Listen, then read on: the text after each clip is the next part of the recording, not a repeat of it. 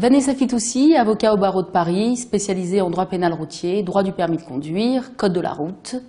La question à laquelle je vais répondre est savoir comment récupérer des points de permis de conduire perdus.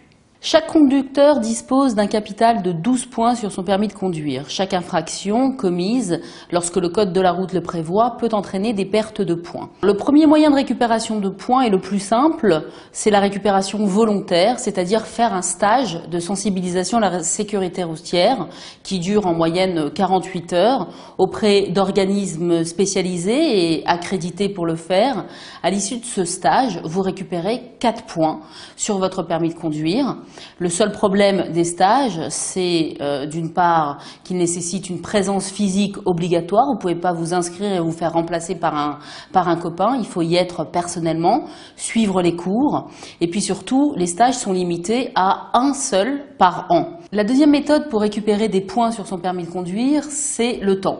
En fait, c'est une méthode de reconstitution automatique de votre capital points prévue par la loi en fonction de la nature des infractions.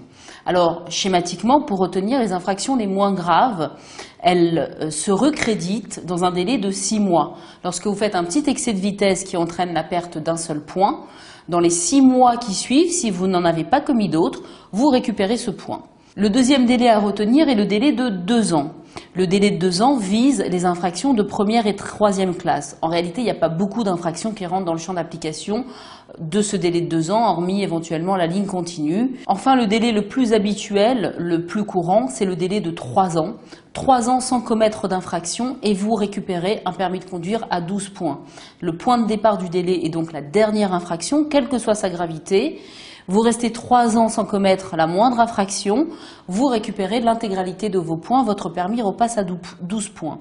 Ça ne veut pas dire qu'entre-temps, les petites récupérations de 6 mois sur des infractions entraînant uniquement la perte de 1 point n'auront pas lieu. Donc ça se fait automatiquement, sous réserve que votre dossier soit à jour au service national des permis de conduire. La dernière méthode pour récupérer des points, c'est la plus complexe, c'est la méthode contentieuse, c'est-à-dire venir contester la légitimité de la perte de points en elle-même. Là, il vaut mieux faire appel à un avocat. Il y a plusieurs cas dans lesquels un simple recours gracieux devant le ministère de l'Intérieur vous permettra de récupérer des points. Le plus courant à retenir, parce qu'il est très fréquent en pratique, c'est la perte de points à la suite d'une amende forfaitaire majorée alors que l'on a contesté l'infraction. En réalité, vous aviez contesté à réception du PV votre PV dans le délai. Il y a quand même eu une amende forfaitaire majorée qui a été émise par le Trésor public parce qu'ils n'ont pas tenu compte de votre première contestation.